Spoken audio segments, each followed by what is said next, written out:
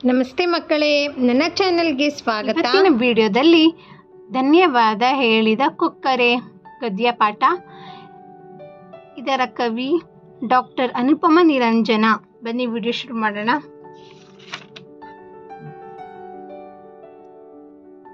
ಇದರಲ್ಲಿ ಪದಗಳ ಅರ್ಥ ತಿಳಿಯೋಣ ಬನ್ನಿ. ಪದಗಳ ಅರ್ಥ: ರಾಸಮೂಲಿಕ ಅಂದ್ರೆ ಗಿಡಮೂಲಿಕೆ ಅಂತ ಅರ್ಥ ಅಥವಾ ಔಷಧಿ ಅಂತಾನೂ ಆಗುತ್ತೆ. ಕೊಳ ಅಂದರೆ ಸರೋವರ, ನೆರವು ಅಂದರೆ ಸಹಾಯ, ವೃದ್ಧ ಅಂದರೆ ವಯಸ್ಸಾದ, ಕ್ಷಾಮ ಅಂದರೆ ಬರಗಾಲ, ಆದೇಶ ಅಂದರೆ ಆಜ್ಞೆ, ವರಹ ಅಂದರೆ ಚಿನ್ನದ ನಾಣ್ಯ, ನೇಯುವುದು ಅಂದರೆ ತಯಾರಿಸುವುದು ಅಂತ ಅರ್ಥ. ಇದಾದ ಮೇಲೆ ತಯಾರಿಸುವುದು ಮತ್ತು ಹಣೆಯುವುದು ಎರಡೂ ಆಗುತ್ತೆ. ಕರುಣಾಳು ಅಂದರೆ ಕನಿಕರ ಉಳ್ಳವನು ಅಂತ ಅರ್ಥ. ಪೀತಾಂಬರ ಅಂದರೆ ರೇಷ್ಮೆ ಬಟ್ಟೆ. ಇದಾದ ಮೇಲೆ ಅಭ್ಯಾಸಗಳಲ್ಲಿ ನೋಡೋದಾದರೆ, ಆ ವಿಭಾಗ ನೋಡೋದಾದರೆ, ಕೆಳಗಿನ ಪ್ರಶ್ನೆಗಳಿಗೆ ಒಂದು ವಾಕ್ಯದಲ್ಲಿ ಉತ್ತರಿಸಿರಿ. ಮೊದಲನೇದಾಗಿ, ಹರಿಯ ಗುಣ ಎಂತಹುದು? ಹರಿಯ ಸದ್ಗುಣವುಳ್ಳವನು ಹಾಗೂ ಕರುಣಾಳುವೂ ಆಗಿದ್ದನು. 2, ಕೊಕ್ಕರೆಗೆ ಏನಾಗಿತ್ತು? ಕೊಕ್ಕರೆಗೆ ಬಾಣವೊಂದು ಚುಚ್ಚಿತ್ತು. 3, ಹರಿಯು ಕೊಕ್ಕರೆಯನ್ನು ಹೇಗೆ ಉಪಚರಿಸಿದನು? ಹರಿಯು ಬಾಣವನ್ನು ಹೊರತೆಗೆದು ರಾಸಮೂಲಿಕೆಯನ್ನು ಹಚ್ಚಿ ಕೊಕ್ಕರೆಯನ್ನು ಉಪಚರಿಸಿದನು. 4, ವೃದ್ಧ ತಂದೆ ತಾಯಿಗಳು ಹುಡುಗಿಗೆ ಏನೆಂದು ಹೇಳಿದರು?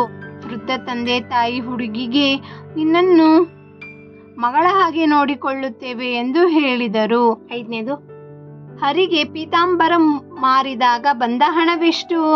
ಹರಿಗೆ ಪೀತಾಂಬರ ಮಾರಿದಾಗ 100 ವರಹಗಳು ಸಿಕ್ಕಿದವು. ಆ ವಿಭಾಗ ನೋಡೋದಾದ್ರೆ, ಕೆಳಗಿನ ಪ್ರಶ್ನೆಗಳಿಗೆ 3-4 ವಾಕ್ಯಗಳಲ್ಲಿ ಉತ್ತರಿಸಿರಿ. ಮೊದಲನೇದಾಗಿ, ಹುಡುಗಿ ಕೊಠಡಿಯೊಳಗೆ ಏನು ಮಾಡುತ್ತಿದ್ದಳು? ಉತ್ತರ: ಹುಡುಗಿ ಕೊಠಡಿಯೊಳಗೆ ಹೋದ ಮೇಲೆ ಕೊಕ್ಕರೆಯಾಗಿ ಮಾರ್ಪಾಡಾಗಿ ಚಿನ್ನ ಮತ್ತು ಬೆಳ್ಳಿಯ ದಾರಗಳಿಂದ ಪೀತಾಂಬರವನ್ನು ನೇಯುತ್ತಿದ್ದಳು. 2ನೇದಾಗಿ, ಹರಿಯು ಕೊಠಡಿಯೊಳಗೆ ಹೋದಾಗ ಆದ ಆಶ್ಚರ್ಯವೇನು? ಹರಿಯು ಕೊಠಡಿಯ ಒಳಗೆ ಹೋಗಿ ನೋಡಿದಾಗ ಅವರಿಗೆ ಆಶ್ಚರ್ಯವೊಂದು ಕಾದಿತ್ತು. ಆ ಕೊಠಡಿಯೊಳಗೆ ಹುಡುಗಿ ಇರಲಿಲ್ಲ. ಹುಡುಗಿಯ ಬದಲಾಗಿ ಬಿಳಿ ಕೊಕ್ಕರೆ ಒಂದು ಚಿನ್ನ ಮತ್ತು ಬೆಳ್ಳಿಯ ದಾನಗಳಿಂದ ಪೀತಾಂಬರವನ್ನು ನೇಯುತ್ತಿತ್ತು.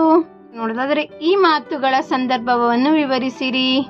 ಮೊದಲನೇದಾಗಿ, ನಮ್ಮ ಮಗಳ ಹಾಗೆ ನೋಡಿಕೊಳ್ಳುತ್ತೇವೆ. ಉತ್ತರ: ಈ ವಾಕ್ಯವನ್ನು ಧನ್ಯವಾದ ಹೇಳಿದ ಕೊಕ್ಕರೆ ಎಂಬ ಪಾಠದಿಂದ ಆರಿಸಲಾಗಿದೆ. ಈ ಮಾತನ್ನು ವೃದ್ಧ ದಂಪತಿ ಹುಡುಗಿಗೆ ಹೇಳಿದನು. 2ನೇದಾಗಿ, ಶ್ರೀಮಂತ ವರ್ತಕರಿಗೆ ಮಾರಿ ಬನ್ನಿ. ಈ ವಾಕ್ಯವನ್ನು ಧನ್ಯವಾದ ಹೇಳಿದ ಕೊಕ್ಕರೆ ಎಂಬ ಪಾಠದಿಂದ ಆರಿಸಲಾಗಿದೆ. ಈ ಮಾತನ್ನು ಹುಡುಗಿ ಹರಿಗೆ ಹೇಳಿದಳು. 3, ನಾನು ನೀನು ಕಾಪಾಡಿದ ಕೊಕ್ಕರೆಯೇ. ಈ ವಾಕ್ಯವನ್ನು ಧನ್ಯವಾದ ಹೇಳಿದ ಕೊಕ್ಕರೆ ಎಂಬ ಪಾಠದಿಂದ ಆರಿಸಲಾಗಿದೆ. ಈ ಮಾತನ್ನು ಹುಡುಗಿ ಹರಿಗೆ ಹೇಳಿದಳು. ವ್ಯಾಕರಣ ಮಾಹಿತಿ. ಇಲ್ಲಿ ನೋಡೋದಾದ್ರೆ, ತತ್ಸಮ ತದ್ಭವ. ತತ್ಸಮ ಎಂದರೆ ಏನು ಅಂದರೆ, ಸಂಸ್ಕೃತದಿಂದ ಕನ್ನಡಕ್ಕೆ ಬರುವಾಗ ವಿಕಾರ ಹೊಂದದೆ ಬಳಸಲ್ಪಡುವ ಶಬ್ದಗಳನ್ನು ತತ್ಸಮಗಳೆಂದು ಕರೆಯುವರು. ತತ್ ಪ್ಲಸ್ ಸಮ ಎಂದರೆ ಅದಕ್ಕೆ ಸಂಸ್ಕೃತ ಪದಕ್ಕೆ ಸಮಾನವಾದದ್ದು ಎಂದು ಅರ್ಥ. ಇದಕ್ಕೆ ಉದಾಹರಣೆಗಳು ನೋಡೋದಾದ್ರೆ, ಶ್ರೀ, ಸೂರ್ಯ, ತ್ಯಾಗ, ವಿಜ್ಞಾನ, ಪುಸ್ತಕ, ಸರಸ್ವತಿ. ಇದು ತತ್ಸಮ ಪದಕ್ಕೆ ಅರ್ಥ. ಈಗ ತದ್ಭವ ಎಂದರೇನು ಅಂತ ಪ್ರಶ್ನೆ ಬರುತ್ತೆ. ಅದು ನೋಡೋದಾದ್ರೆ, ಇಲ್ಲೇ ಇದೆ ನೋಡಿ. ತದ್ಭವ ಸಂಸ್ಕೃತದಿಂದ ಕನ್ನಡಕ್ಕೆ ಬರುವಾಗ ಅಲ್ಪ ಸ್ವಲ್ಪ ಅಥವಾ ಪೂರ್ಣವಾಗಿ ಬದಲಾವಣೆ ಹೊಂದಿ ಬರುವ ಪದಗಳನ್ನು ತದ್ಭವಗಳೆನ್ನುವರು. ಇದಕ್ಕೆ ಉದಾಹರಣೆ ಕೊಡೋದಾದ್ರೆ, ಸಜ್ಜೆ, ಲಕುಮಿ, ಆದಿಬದೆ, ಸಿರಿ, ಛಾಗ, ಹೊತ್ತಗೆ. ಇನ್ನು ಕೆಲವು ತತ್ಸಮ ತದ್ಭವ ಪದಗಳು ನೋಡೋದಾದ್ರೆ, ಇಲ್ಲಿ ನೋಡಿ ತತ್ಸಮ ತದ್ಭವ ವಿಂಗಡಿಸಿದ್ದಾರೆ. ತತ್ಸಮ ಎಲ್ಲ ಆರ್ಯ, ಕಾರ್ಯ, ಚಂದ್ರ, ವಿಜ್ಞಾನ. ತದ್ಭವ ಅಜ್ಜ, ಕಜ್ಜ, ಚಂದಿರ, ಚಿನ್ನಾಣ. ತತ್ಸಮ ಅಂದರೆ ನಿತ್ಯ, ಪದ್ಯ, ಪದ್ಮ, ಭಕ್ತಿ, ವೀತಿ. ತದ್ಭವ ಅಂದರೆ ನಿಚ್ಚ, ಪದುಮ, ಬಕುತಿ, ಬೀದಿ. ಆಯಿತು ಮಕ್ಕಳೇ, ಇದರೊಂದಿಗೆ ವ್ಯಾಕರಣ ಮಾಹಿತಿಯನ್ನು ಪೂರ್ಣಗೊಂಡಿದೆ. ಪದಗಳ ಅರ್ಥ ಅಭ್ಯಾಸಗಳಲ್ಲಿ ಒಂದು ವಾಕ್ಯದಲ್ಲಿ 3-4 ವಾಕ್ಯ ಸಂದರ್ಭವಾಗಿ ವಿವರಿಸಿದ್ದೇವೆ. ಸೊ ಇಲ್ಲಿಗೆ ಧನ್ಯವಾದ ಹೇಳಿದ ಕುಕ್ಕರೆ.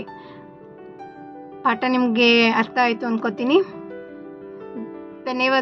ಧನ್ಯವಾದಗಳು ಮಕ್ಕಳೇ. ನಿಮಗೆ ನನ್ನ ವಿಡಿಯೋ ಇಷ್ಟವಾದರೆ ನನ್ನ ಚಾನಲ್ನ ತಪ್ಪದೆ ಸಬ್ಸ್ಕ್ರೈಬ್ ಮಾಡ್ಕೊಳ್ಳಿ. ಮತ್ತು ಮುಂದಿನ ವಿಡಿಯೋದಲ್ಲಿ ಸಿಗುತ್ತೀನಿ. ಬಾಯ್ ಬಾಯ್ ಮಕ್ಕಳೇ.